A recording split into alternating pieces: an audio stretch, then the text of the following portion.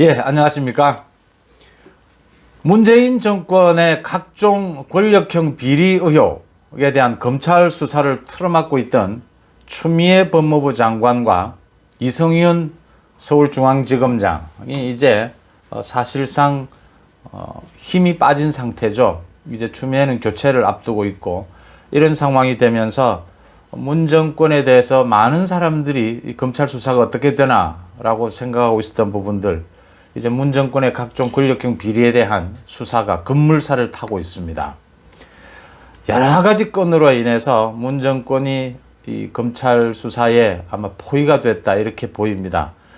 그러니까 4월에 선거가 있으니까 3월부터는 검찰 수사가 거의 중단이 된다고 보면 다음 달 말까지 문 정권에 대한 권력형 비리에 대한 각종 이 수사들이 마무리가 돼야 된다, 이렇게 보이면서 굉장히 검찰에서도 서두르는 모습입니다.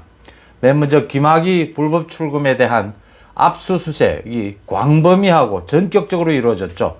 어제부터 시작이 돼서 법무부, 대검찰청, 출입국관리소, 인천공항 등에서, 그 다음에 이 사건, 이 불법 출금을 담당했던 이규원 검사에 대한 자택수색까지, 이 정도 규모로 압수수색이 이루어지면 오늘까지 아마 압수수색이 마무리될 걸로 보이는데, 이루어진다라는 얘기는 이 관계되는 라인, 이 불법 출금을 지시하고 처리를 했던 관계 라인들이 모두 소환되지 않겠느냐, 줄줄이 이렇게 예상이 됩니다.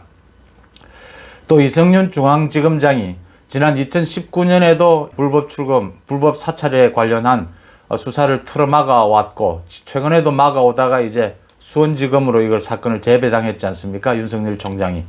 이걸 다 틀어막고 있었던 사람이 이성윤 중앙지검장이었다라는 사실이 속속 드러나면서 이성윤 중앙지검장도 곧 소환될 것으로 보입니다.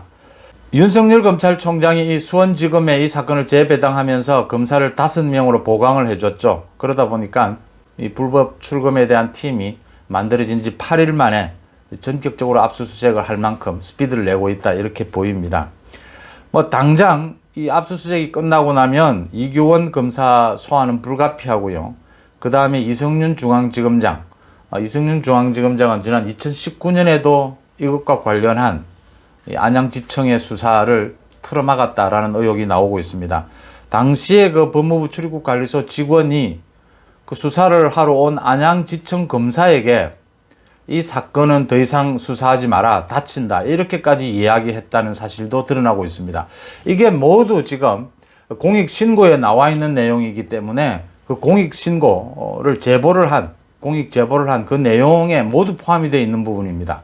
그 다음에 최근에도 그 이성윤이가 계속 틀어막고 있다가 이게 지금 수원지검으로 이제 윤석열이가 재배당 시키면서 수사가 제대로 되고 있는 거거든요. 당시에 그 라인에 있었던 사람들 모두 지금 다 관계가 되지 않겠느냐, 이렇게 보입니다.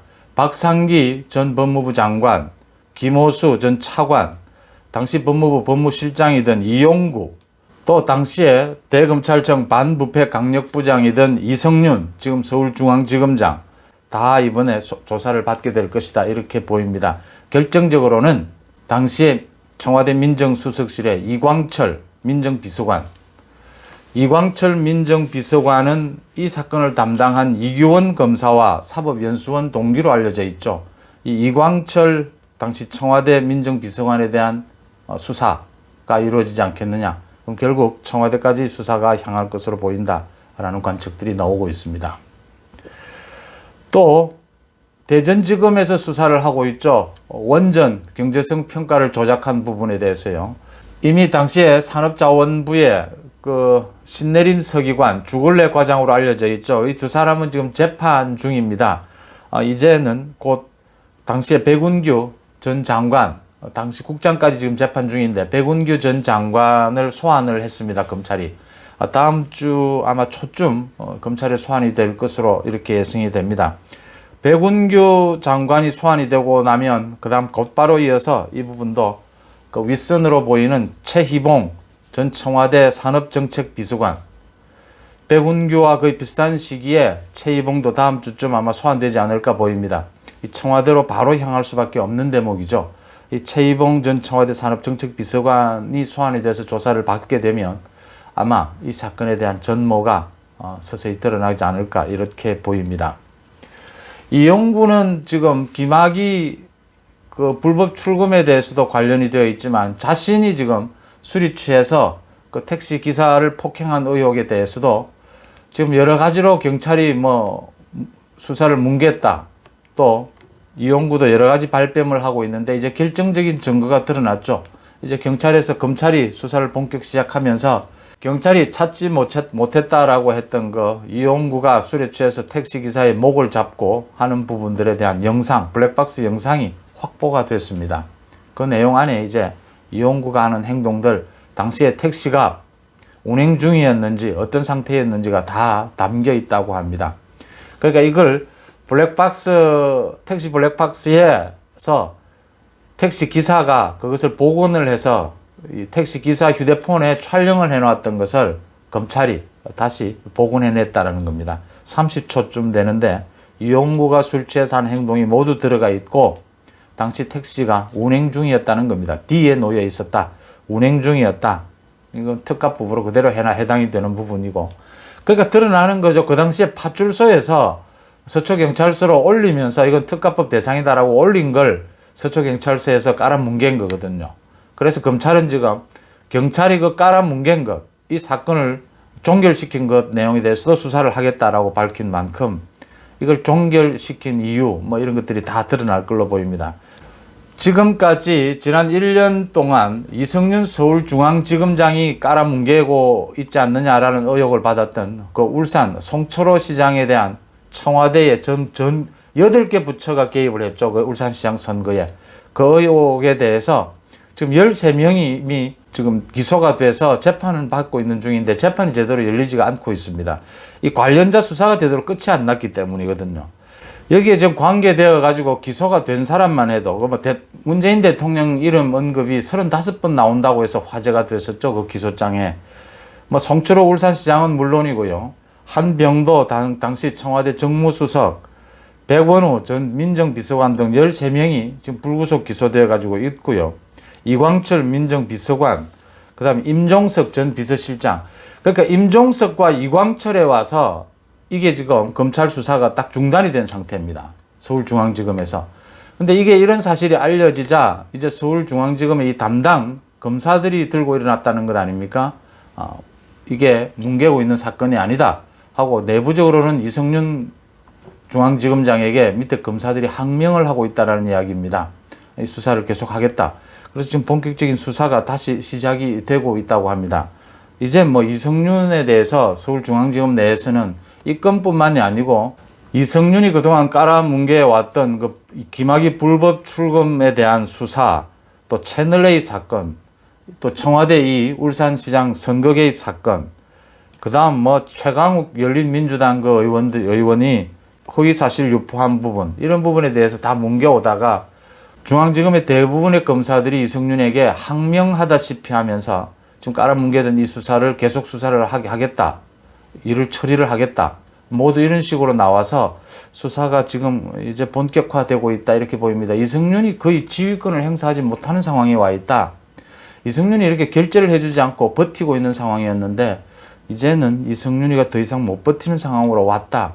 이성윤은 뭐 잘 아시다시피 문재인 대통령의 뭐 경희대 후배라고 해서 문재인 대통령의 이건 뭐 추미애 이전에부터 문재인 대통령의 뭐 직속 뭐 어떤 친여 검찰, 대표적인 검찰, 문재인 정권의 어떤 방탄 검사, 뭐 대표적인 이렇게 불려왔죠. 이성윤이가 이제 힘을 쓰지 못하면서 이런 사건들이 이제 제대로 수사가 되기 시작했다 이렇게 보입니다.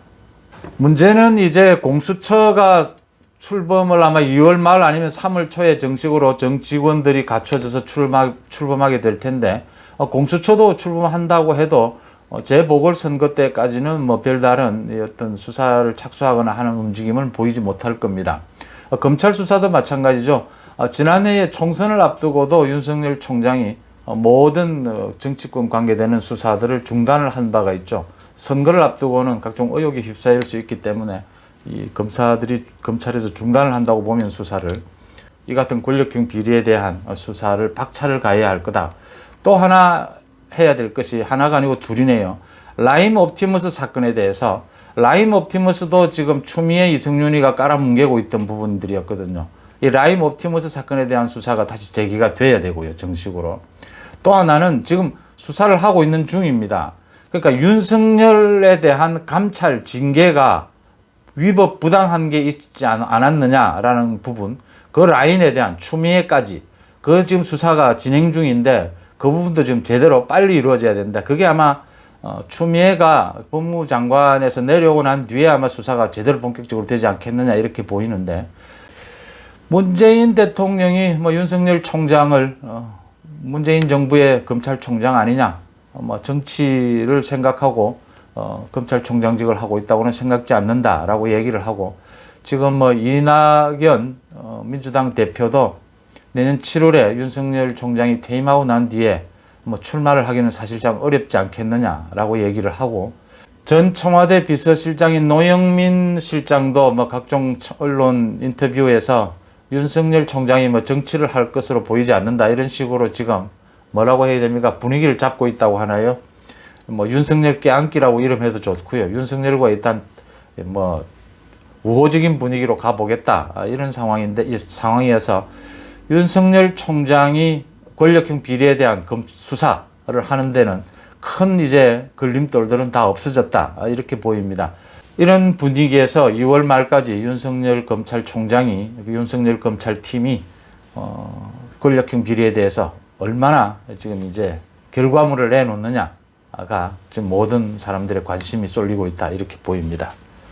고맙습니다.